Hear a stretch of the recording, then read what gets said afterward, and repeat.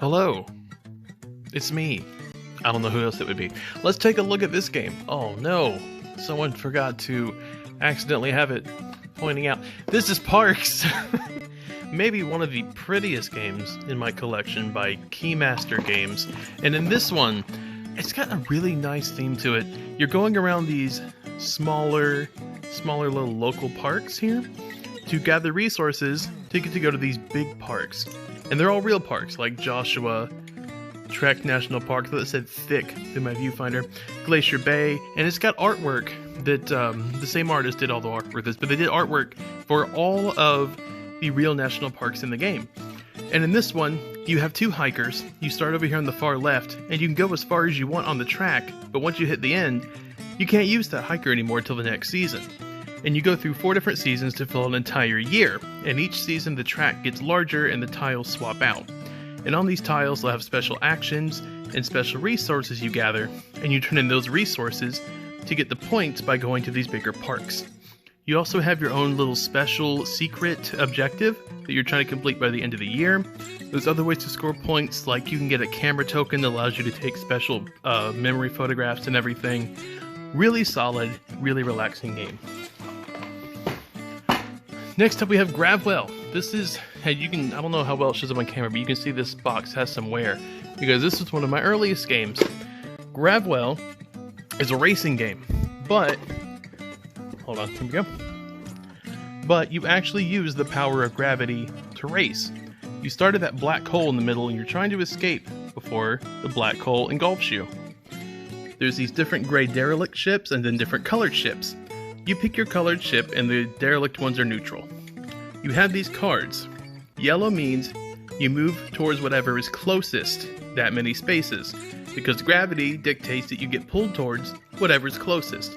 So if the closest thing to you is in front of you, you'll go forward, but if you screw up, you end up going backwards.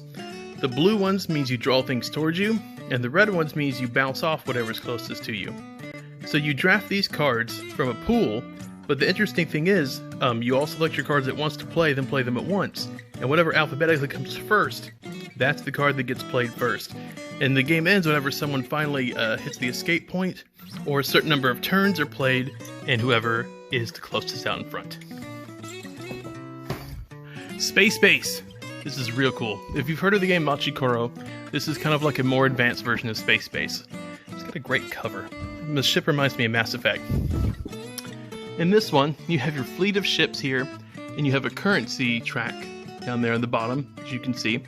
And your different ships will hit when different people roll a certain number, which will allow you to get money or do other actions.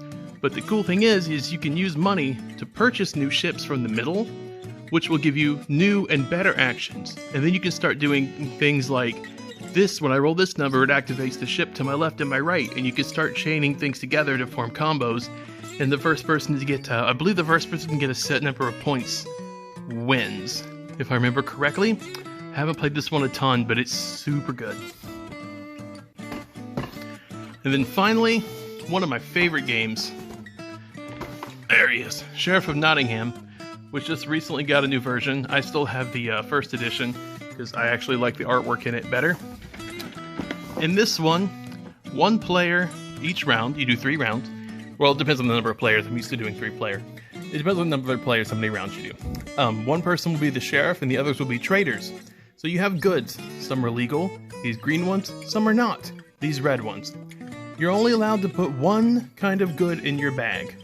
And if you have legal goods, you'll take them to the market to sell them.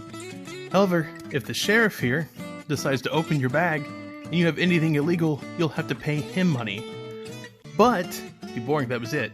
But, the interesting thing is, each round the sheriff has 3 minutes to negotiate with everybody. So let's say I declare that I have 3 chicken and really what I have is 3 illegal goods. I can be like, you know, what if I slipped you $5? Could you just let me through? And he would probably say yes, because 5 is a lot in this game. Or, if you're like me, you can offer that to people knowing full well you have legal goods in your bag, because if the sheriff opens your bag and it's nothing but legal goods, he has to pay you. So it's a fun game. A lot of lying, a lot of deceit, a lot of doublethink. It's a real good one. Well, that's been this stack on this shelf. Hope you enjoyed it. I'm not sure where we'll jump to next time, but it'll be one of 8 shelves. I can promise that.